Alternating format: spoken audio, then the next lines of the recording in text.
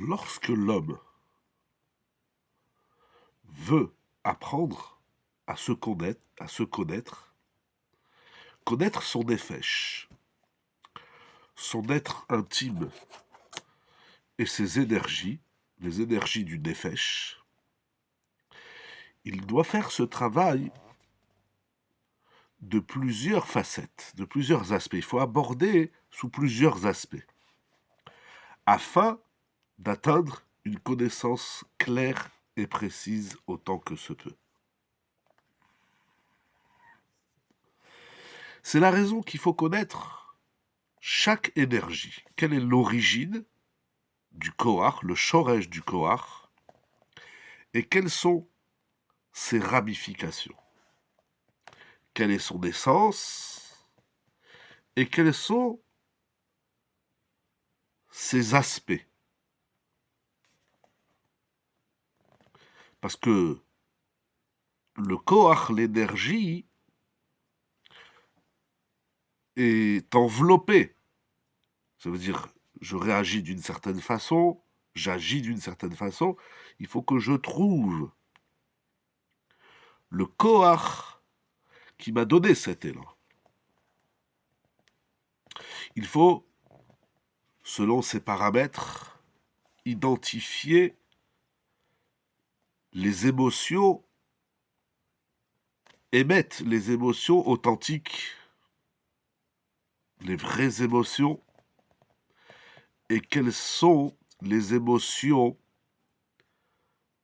qui sont erronées, les émotions qui expriment la déconnexion de la ramification de son essence, de la branche de sa racine.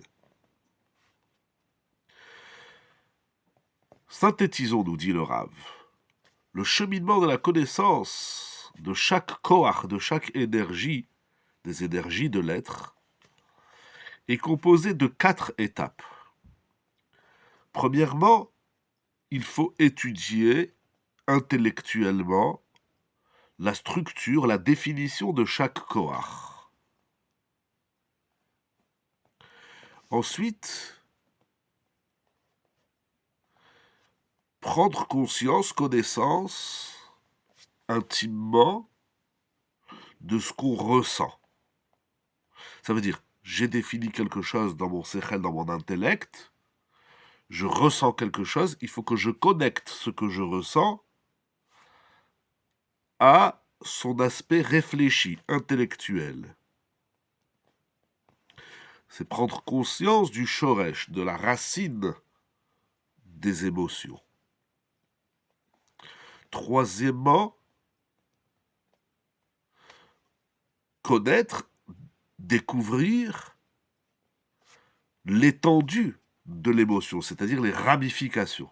Donc l'intellect, le ressenti, leur connexion, donc le shoresh, et ensuite comment les conséquences, comment elles se traduisent.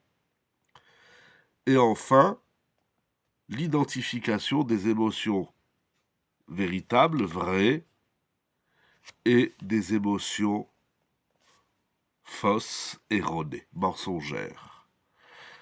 Les émotions, les ressentis qui découlent des kochot et de leur shoresh, et les émotions qui sont impulsives, qui n'ont pas de racines en soi, et donc qui sont tronquées et erronées. Exercice exceptionnel.